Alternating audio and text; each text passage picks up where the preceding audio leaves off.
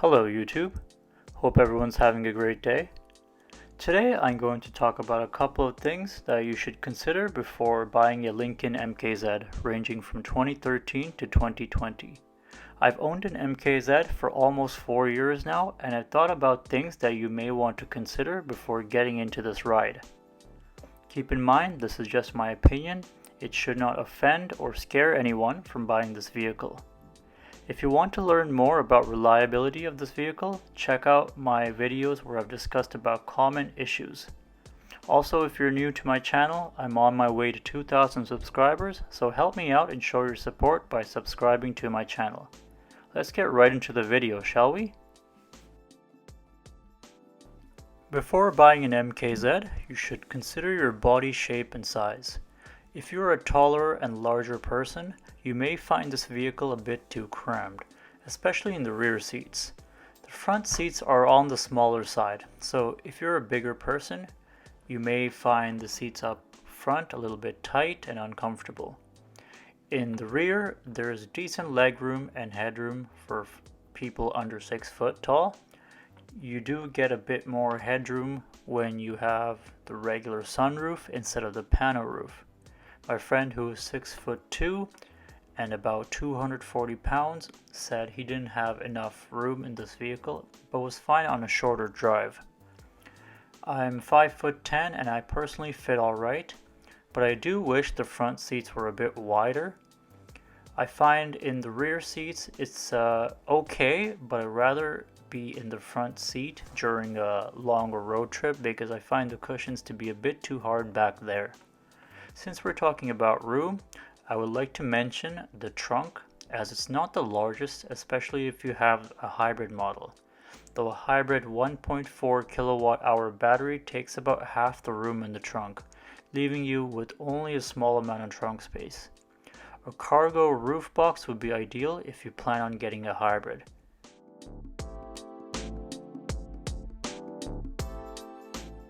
Here's a quick measurement of the front seat bottom cushion. It's about 19 inches wide, which is supportive for most body types.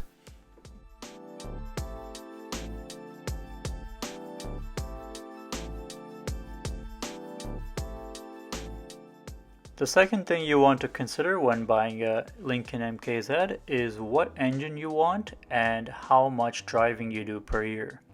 If you're like me and you drive over 30,000 kilometers per year, I would suggest opting for the hybrid engine.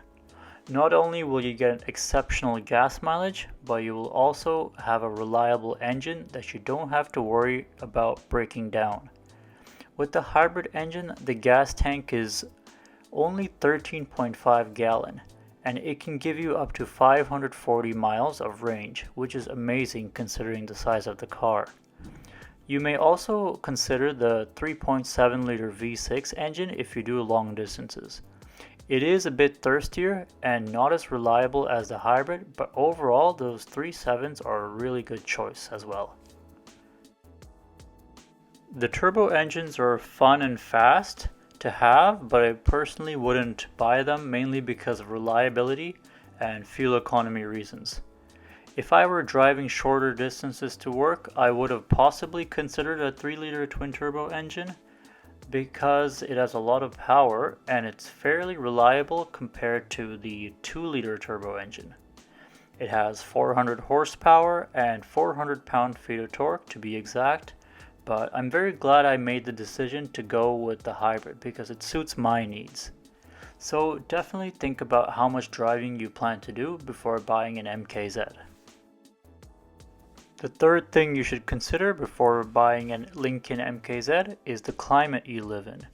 If you live in a snowy climate with lots of hills, definitely opt for the all-wheel drive option. But here comes the catch.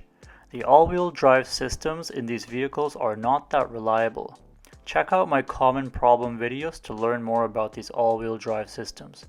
The power transfer units in these things suffer from heat and lack of lubrication, causing these things to fail.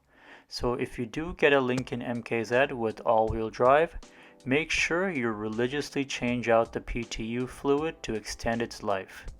I do live in a snowy climate, but I have front wheel drive on my Lincoln MKZ, and to be completely fair, I've never gotten stuck with this thing in the snow. I do have winter tires, and it really makes a difference in the snow, but I have noticed that it struggles up going snowy hills. So this is where that all-wheel drive system will really make a difference by giving you that extra push from the rear wheels. I have two other SUVs that we prefer to drive during the snow, so I don't drive the Lincoln as much as I used to in the snow anymore. So you can still get away with the front wheel drive, but if you receive a lot of snow during the winter season, I'm talking maybe over 2 feet, I would probably recommend getting a SUV or at least have all-wheel drive on your MKZ.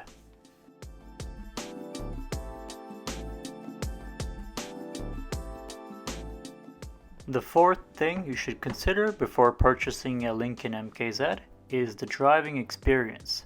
If you're looking for a sporty driving experience, your best bet is to go with the 3-liter twin-turbo engine.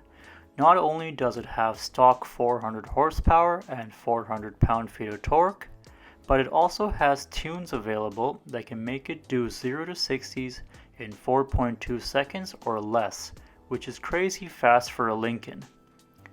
Best of all, you can adjust the stiffness of the suspension and the steering feel on the go. The CD4 platform, which this car is based on, is very capable of handling more power. So there are a lot of mods that can be done to this car that can make it go faster. You may not like the MKZ if you're coming from a higher end German vehicle such as an Audi S4, Mercedes C or E63, or maybe even a BMW M3. Even in the most sportiest setting on the MKZ, the ride quality is still relatively on the softer side when compared to those vehicles, and the steering precision is not quite there. The MKZ is more of a luxury grand tourer more than a sports sedan, so you should keep that in mind when considering to purchase an MKZ. I don't want you guys thinking the MKZ doesn't handle very well. In fact, I'm constantly surprised of how well my hybrid handles the corners on a windy mountain road. But I've driven higher end sports cars before, so I know what the MKZ lacks in terms of driving dynamics. Overall, you won't be disappointed in its performance though, trust me. Last but not least, you should consider the maintenance cost on a Lincoln MKZ. Now these cars are fairly reliable and cheaper to own compared to any German or British luxury car that the MKZ competes with. But obviously you have to maintain the Lincoln MKZ as well. Check out my maintenance cost video for a detailed analysis on my ownership cost on the Lincoln MKZ Hybrid. All the MKZ models take regular gas, which itself is a benefit compared to many of its competitors. But some MKZ owners only put premium unleaded in their 3-liter twin turbos and their 2-liter turbo engines for better efficiency. Both the 3-liter and 2-liter turbo engines have direct injection, so if you plan on keeping this car past 100,000 miles, you will have to clean the intake valves using a method called walnut blasting. You don't have to worry about this maintenance on the 3.7 or the 2-liter hybrid engine because they are both port injected, where the carbon deposits are constantly cleaned off the valves. But with direct injected engines, carbon deposits build up into a thick layer, causing restricted airflow to your engine, which can result in loss in performance and fuel economy. Another thing to consider about maintenance is adding the all-wheel drive option. You have to change the fluids on the transfer case and the rear differential on the all-wheel drive model, so it does add a bit of extra maintenance if you opt for the all-wheel drive. I would like to add that you should thoroughly check the maintenance history on these cars and to see if there's any rebuild or anything major that has been replaced, such as the engine or transmission at lower mileage. These are really good vehicles, and yes, you have better built and more reliable cars such as the Lexus ES, but even then, I would still buy an MKZ. It's a special vehicle for sure. Hope you guys enjoyed my video. Hit that subscribe button and show your support. I wish everyone all the best this year. See you all next time.